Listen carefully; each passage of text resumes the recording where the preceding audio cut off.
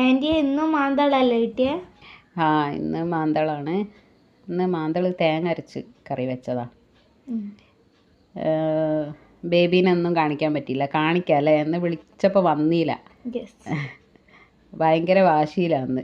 ഭയങ്കര വികൃതിയാണ് അല്ലേ? ഭയങ്കര കരച്ചിലൊക്കെ ആയിട്ട്. നാളെ കാണിക്കാം. നാളെ പരമാവധി ശ്രമിക്കാം അല്ലേ? നിൻ്റെ റിയ ചേച്ചിക്കേനു മോനെ കാണണമെന്ന് പറഞ്ഞിട്ട്.